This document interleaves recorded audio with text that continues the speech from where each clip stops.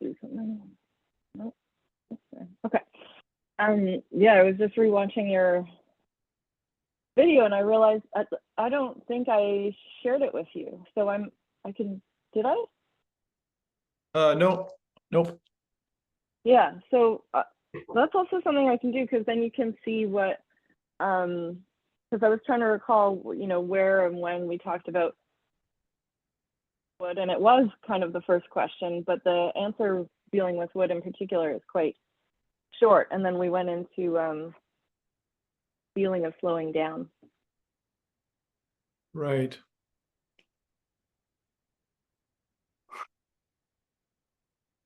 This is Yep. good for me to remember where we went. Right. Yeah, it was a couple months ago, wasn't it? Yeah, December, Yeah. I think. Yeah. November, maybe. Yeah, I think it was November.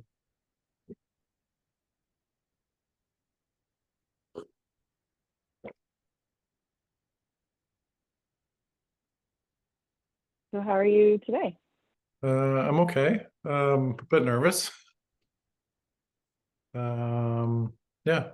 Mm, it was a nice weekend with my kids, and I have a market home day today. So getting that out of the way. We had our TA day for report cards a week ago, and by some miracle, I'm finished, which I've never been done early ever. Oh, But wow. I worked with a colleague, and we just hammered out a ton of stuff together. Oh, good. Ours is like seems to be extended this year for some reason, so we have some more time, it feels like, which is nice. So if I understand your desire to return to the interview, or this doesn't have to be part of the interview at all, was just to revisit that. Is that, am I understanding? Yeah, I don't know. I feel weird and odd and insecurities come up, I guess, just regarding you asked me the question about choices, and um I didn't share about the um I don't know if struggle is the right word, but when I got into when I started these earrings about a year ago, because I work with a lot of exotic woods, and I guess uh, uh, all woods, I guess, would be considered exotic, but I work with woods that are not native really around here. And one wood in particular that I work with is African blackwood, and it's on Appendix 2 with CITES, which is there's three governing bodies for certifications with woods. There's the PFC and the FSC, and then CITES, which is a trade treaty. And the company that I buy from, I'm pretty much inundated this individual just because I was really just questioning just the ethics of it. And Appendix 2 is not endangered, but it is on what would be like a watch list, I guess. And so I just chatted with him about where the wood comes from, and he assured me that it's certified wood, it's traceable of origin, and that it's sustainably sourced. And so, but he also said that it could be fraudulent. He's like, I can't guarantee you anything really, because all of these organizations have fraudulent situations that have around them. So he's like, I have the paperwork, and CITES is the trade treaty, and they go around to companies that sell woods and wildlife, and go in and check their paperwork. And actually, when I was talking to him, he was in the process of having an assessment done, or what would be the word, that taxes would come in when they would reevaluate you. I don't know. Audit? Yeah, an audit. He was having an audit done on their paperwork. while I was actually having these conversations with him. So it was interesting Mm. to kind of hear his process through it. But yeah, that was one of the things that I kind of wish that I communicated, because I think that's, to me, that's really important. And it really, I still sit with it.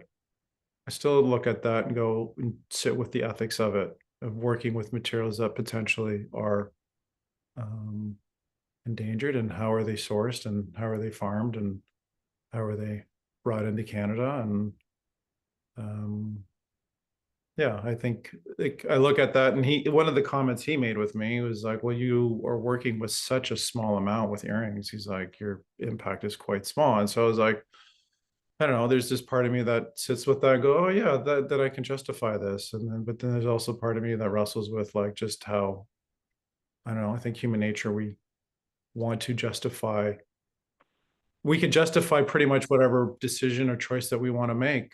And so, yeah, that was after our interview. I really sat with it, and uh, I don't know. I have there, all these fears came up, I guess, and I don't know. That's why I reached out to you and was a bit cautious and hesitant. But yeah, I just wanted to.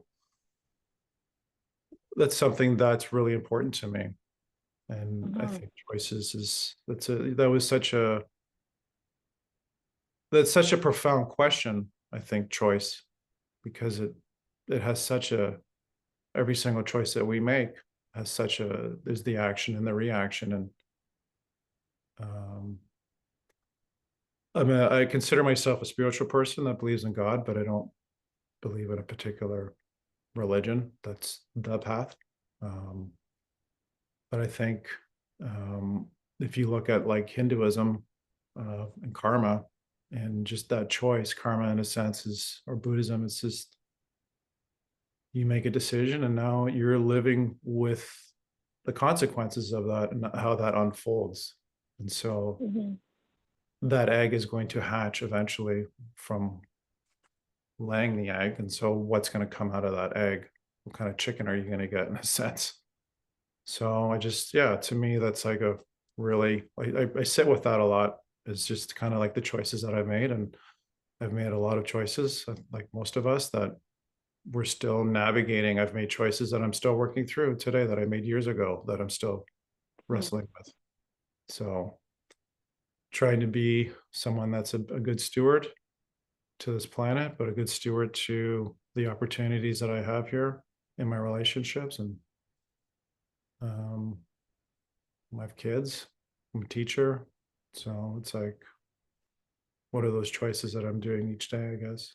So, but yeah, I just wanted to, I was sad. Not, I don't know. I wasn't sad, but I was upset with myself, or frustrated that I didn't discuss the selection of wood, because it was such a important thing for me. So, Mhm. and one thing I'm wanting to grow in is just that, I don't know, like just, it was once a living thing, the tree. And so just exploring that relationship too with this material that I'm working with. Um, yeah. So that's kind of what I wanted Yeah, to share. and I was really glad to hear from you and to hear your reflections on the interview itself, and also, you know, where, if it affected your thinking about it. And what I really like about your returning to it is the sort of the expansion of the scope. And your interview is part of season 2, and I've been trying to sort of title or give it a theme. And um, what I've um, what I'm calling it for myself right now, it hasn't launched yet, is season 2 is folks who work with their hands. Mm, And so there's an aspect of that that's very close. Like, I'm literally naming the part of your body that touches the object. And what you're inviting into the conversation is, you know, a larger perspective on source material. And I was thinking about other, you know, manual professions, and how often the exploitation of manual labor, one aspect of it is having no relationship to the material. like I'm thinking about Chinese assemblage factories, you know, that you wouldn't think of having a conversation with someone doing assembly about the raw materials, the plastic or the metal or the electronics. And yeah, so it's just really interesting to, and very much the part of the intention of season 2 is around the means of production, and to open up a conversation that invites relationship into those unnamed aspects of the products that we use, the objects that we adore. I should be wearing the earrings because they're so lovely. And and I know that I really felt my mind expanded when I saw the Edward Bertinsky film, Manufactured Landscapes, because he has footage of manufacturing, which I never in a million years did I imagine that someone's actual hands were touching every little object that's on a dollar store shelf. You know, like it was like very much the chicken breast in plastic. You know, you just don't picture where it comes from, or that it was on a farm, or, you know, had a heartbeat and was a chick and will be older or not. So yeah, I'm interested in pursuing conversation with the folks who are more on the ground, and that sort of like the, you know, the policies, the licensing, the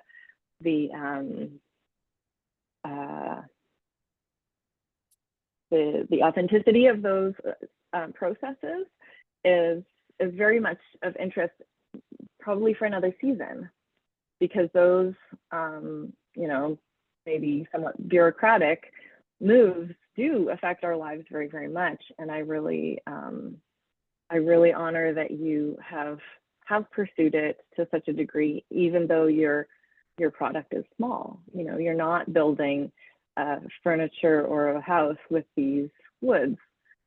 You're using very small pieces.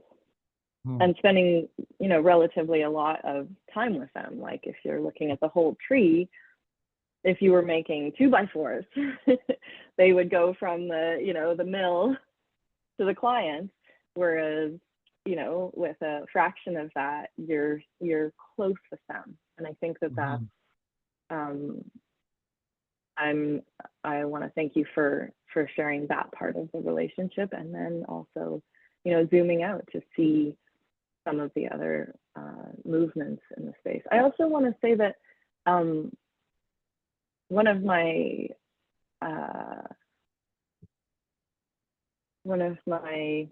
commitments with Dialexicon is that I interview people I respect. I don't want to interview people who I'm trying to find flaw with, you know, where I'm running a script in the back of my mind of like, oh, he's going to slip up, he's going to say that thing. So I know we hadn't met in person before I interviewed you and you welcomed me into your home. We had a phone conversation, but that's, I don't want to contribute to a combative style of journalism or interviewing. So it's lovely to see that without interrogative question, you were able to just sort of unravel or uncover some aspects and come to this on your own. And I'm so happy to make space for whatever is there for you. And as things unfold, you know, there might be later chapters, you know, that we could post a video and someone could make a comment. We could do another interview. This is your stage, and I don't it's not my intention to manipulate or reformat anything in order to achieve any end besides honoring your voice and experience. Well, I appreciate that. That was I know I touched on it briefly in our interview, but living with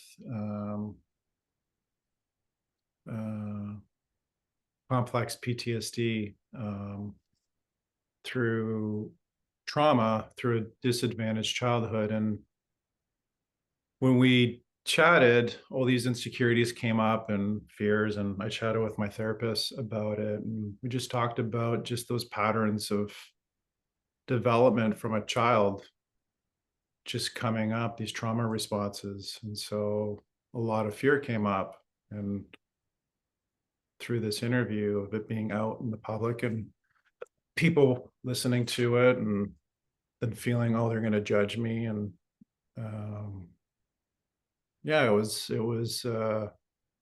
really heavy.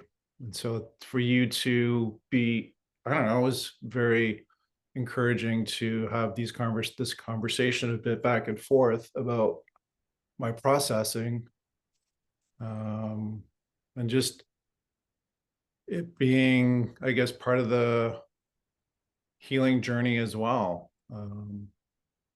through this for me as well. So, and yeah, and maybe other listeners as well, um, where there's similarities or whatever. So, yeah, it's been an interesting journey, I guess to say.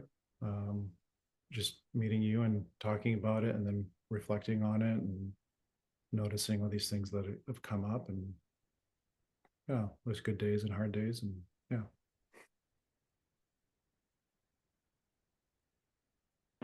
One of the first interviews I did was with my mom, and she had been through a really rigorous human rights tribunal, and and it gave me a lot of confidence because she felt really complete in sharing. Like she shared about her process and what it meant to her, and she was like, "Oh, thought I was gonna have to like write a book or something," but I feel like I got to share my piece, and I would love that. I would love for people to do that for one another. You know, Dialexicon is my project, but I really do want folks to be inspired to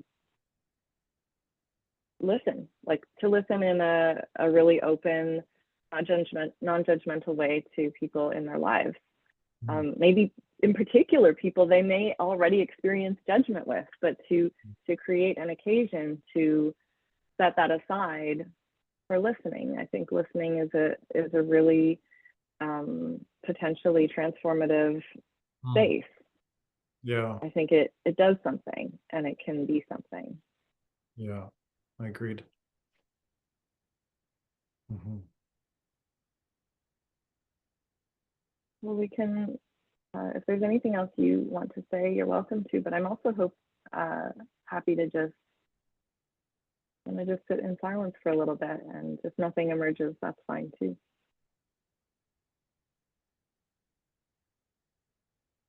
Oh, I think You like can say no. you just say like listening, like that's such a,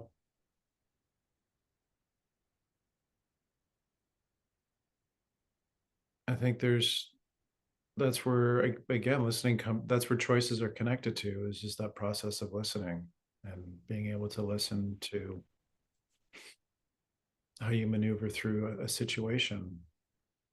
It's too often I find myself in a habitual reactive pattern, where I'm just responding, and I'm not paused in that situation. I'm listening, and I see it with my kids. And uh, well, I've made too many emotional decisions that I'm still to this day working through.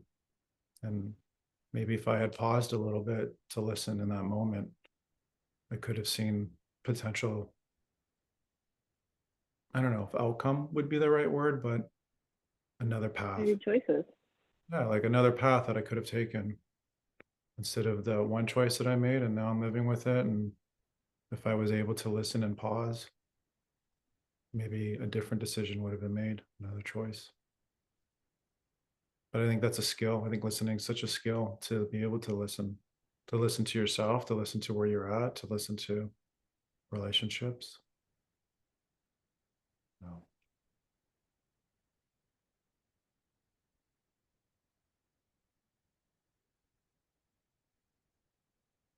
That's one of the things for meditation for me, is just connecting with yourself, just connecting with yourself emotionally and mentally, and just pausing and just noticing, just checking in with yourself. think it's really important.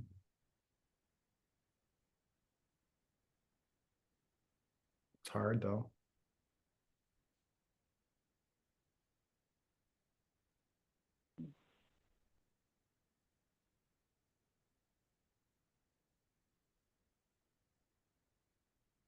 Yeah, I think the inward listening is maybe the hardest because you don't even sometimes notice when you're running a whole script and the monkey mind is just chattering, chattering. But I guess I feel like it's, I don't want to say easier to listen to someone else, but because there's reciprocity, you know, it's like there's listening and witness. That sort of just witnessing someone else.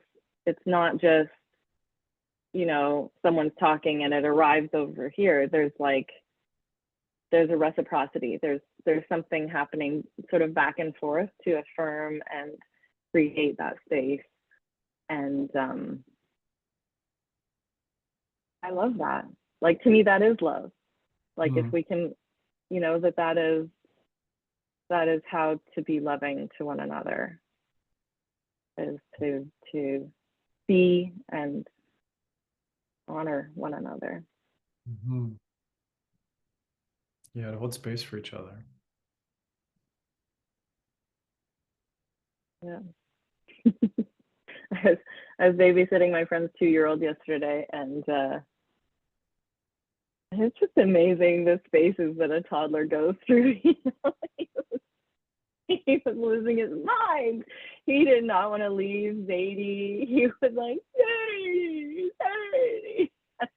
And Grandpa was holding him on his lap, and you know, he'll do anything for this child. And he's like, I want to see my belly button. And he goes, yeah.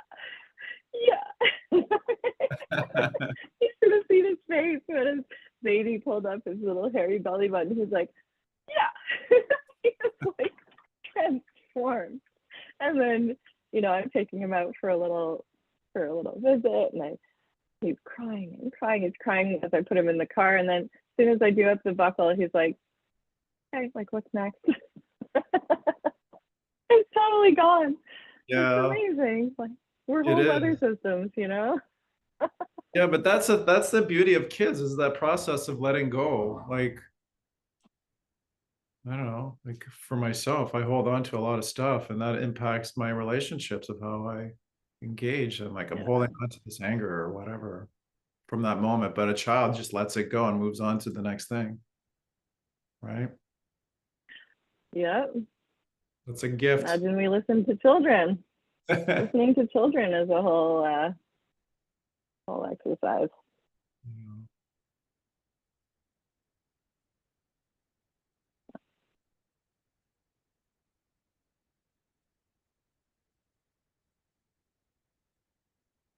Yeah. Yeah, I remember when my daughter started having like I could see she was running a script, you know, against me. And I was like, oh, that individuation, that character creation is so damning. Some little mirrors of my own bullshit, and then her new spin on it. Oh yeah, Yeah. so fun.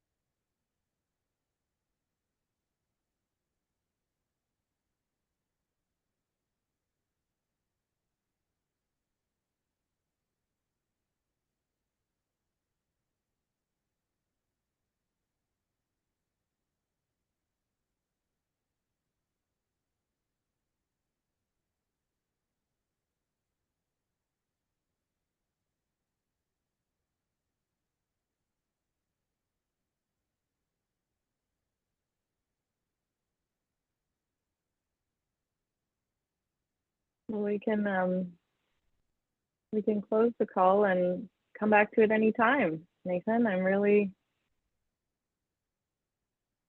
happy to hear from you, and I'm grateful for everything you've shared. Yeah, yeah, just appreciate you holding that space for me and allowing this to happen. So thank you.